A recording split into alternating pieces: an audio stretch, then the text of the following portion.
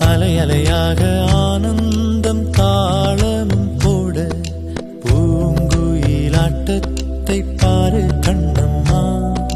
மேல் கீழாக அருவியெல்லாம் இங்கு மனம் விட்டு சிரிப்பதின் சொல்லு கண்ணம்மா.